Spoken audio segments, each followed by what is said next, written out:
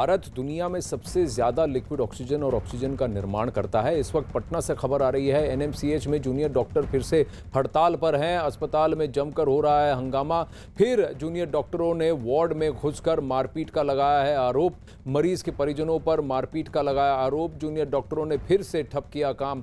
2 घंटे पहले ही हड़ताल खत्म कर काम पर लौटे थे डॉक्टर, लेकिन फिर से वहां बवाल हो रहा है। पटना के एनएमसीएच में फिर से हड़ताल है। जूनियर डॉक्टर्स चंद्रमोहन जुड़ रहे हैं डिटेल्स के साथ। अब की बार क्या हुआ चंद्रमोहन?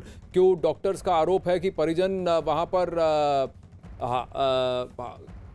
ये कर रहे हैं, वार्ड में घुसकर लड़ाई झगड़ा कर रहे हैं, मारपीट कर रहे हैं? बिल्कुल, देखिए, हड़ताल पर गए डॉक्टरों का सीधे तौर पर यह आरोप है कि फिर से जब ये लोग काम पर लौटे थे, उसी दौरान जैसे ही वार्ड में गए तभी एक परिजन ने हंगामा शुरू कर दिया और उनके साथ मारपीट किया है, जैसा यहाँ के जूनियर डॉक्टरों का आरोप है। और उसके बाद फिर से डॉक्टर हड़ताल पर चले गए हैं। कल देर रात इसी एनएमसीएच में हंगामा चल रहा था और जमकर वहां पर तोड़फोड़ हुई थी। डॉक्टरों का आरोप था कि उनके साथ बदसलूकी और मारपीट हुई थी, जिसके बाद कल देर रात से डॉक्टर हड़ताल पर थे और अब से 2 घंटे पहले ये जूनियर डॉक्टर काम पर लौटे थे और फिर से एक बार हंगामा हो गया है यहाँ पर। इसके बाद ये डॉक्टर हड़ताल पर गए हैं और 400 कोरोना पॉजिटिव मरीज यहाँ पर सीरियस हैं और उनका इलाज चल रहा है। ये डेडिकेटेड कोविड हॉस्पिटल है और इस दौरान इस तरह से मारपीट और उसके बाद हंगामा होने के बाद डॉक्टरों का हड़ताल पर जाना जाहिर सी बात है एक बार फिर से कहीं ना कहीं सिस्टम पर सवाल खड़ा कर रहा है।